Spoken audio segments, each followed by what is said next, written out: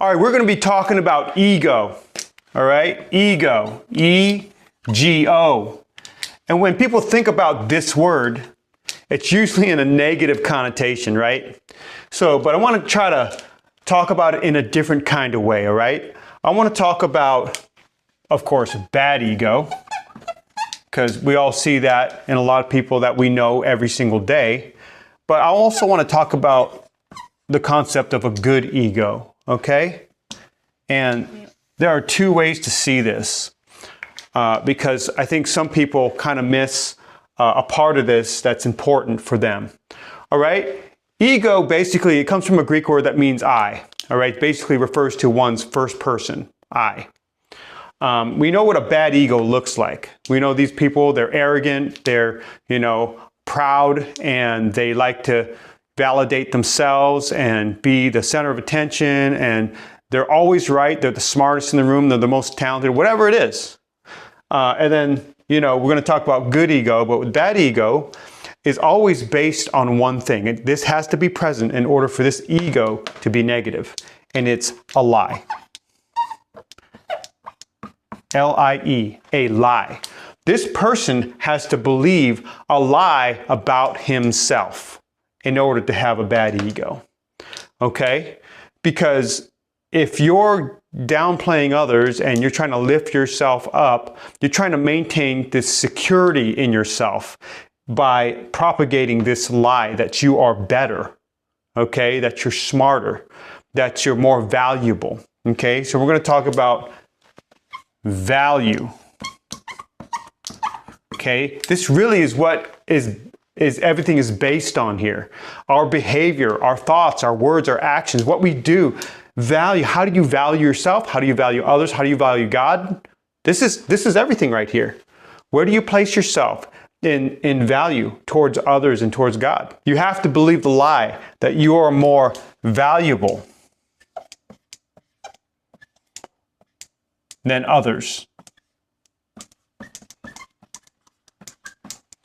Okay, and there's a verse in the Bible that says, let every man esteem others better than themselves. It's actually a command, right? So when you look at somebody, it's like, well, you're better than I am. So I'm going to serve you, right? Jesus washed the disciples' feet.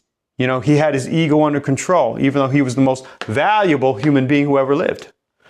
Okay, let's talk about what that good ego looks like in relation to him.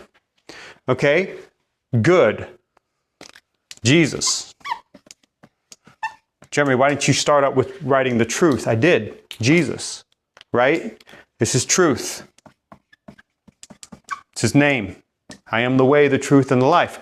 No man comes to the Father but through Jesus, okay? He's the only one who has a ego that is 100% good all the time, because he knows himself, and he knows his Father, he knows himself, and so he's got this ego under control.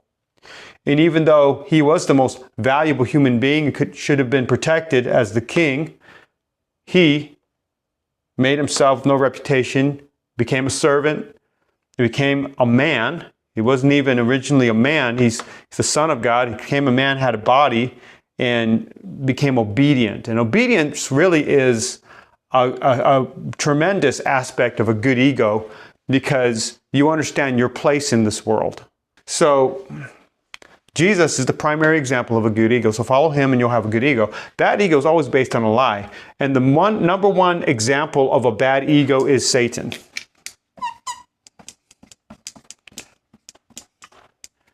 Satan has bought into his own lie and propagated his value higher than Jesus, than what is good, in order to sustain a notion of self-validation, value, and therefore the thoughts, intents, words, and actions of Satan are all based on a lie.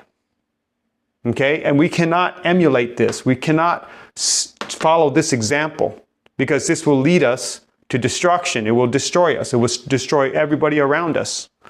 We have to follow this example, because Jesus puts value into others. Right? This is exactly what he did while he was on earth. He cared about everybody from the poorest to the richest. We need to make sure that our egos are in right proportion and relation to what is good, and stay away from what is bad, what is evil. Okay? And that is basically what ego is all about.